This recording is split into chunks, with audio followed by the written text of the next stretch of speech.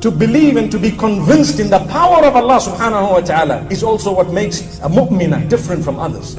What makes her different is that she is convinced in the power of Allah. Nothing is impossible for Allah. So if you are a person who has had no children, not at all, 14, 15 years have passed by, you will still continue making dua to Allah and having hope that one day He will provide you with what you are asking. Because you are different.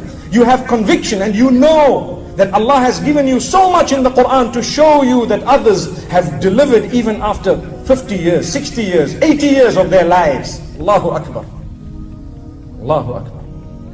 So a believing female is convinced as to the qudra and the power of Allah subhanahu wa ta'ala. I believe firmly, and the men as well, obviously this is a believer. We believe firmly that Allah subhanahu wa ta'ala can do anything. He can do absolutely anything. Nothing is impossible for Allah subhanahu wa ta'ala. That's what I believe. That conviction is what cures you when you are sick. Do you know that? That conviction is what cures you when you are sick. And that conviction is what provides for you when you don't have. You are convinced because that is the power of Allah that comes in. And it is Allah who is the provider. Ultimately, it is always Allah who does that for us.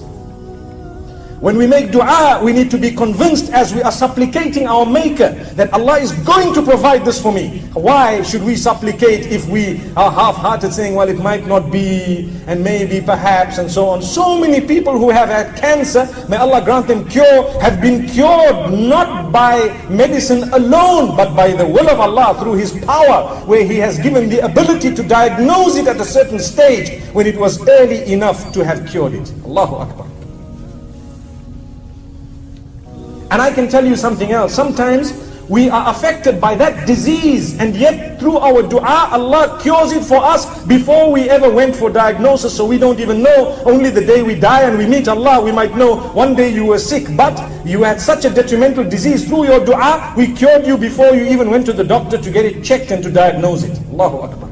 My mothers and sisters, I pause here for a moment and I divert slightly to say, remember one thing: when you are sick and ill, it is your duty, incumbent upon you, to seek medication. It is your duty. Do not rely only on dua. Dua is a part of it. The conviction in the power of Allah is definitely holistic, without a joke. But at the same time, when Allah has given you ability and capability and capacity to go out and seek medication, you must do that. You must go out. You must test yourself. You must check yourself. You must diagnose as part of your duty unto Allah. He has given you an amana, which is the body of yours. This body does not belong to you. It belongs to Allah. You need to look after it. If someone gave you a car to look after whilst they were out of the country and you happened to damage it, wouldn't you go and repair it?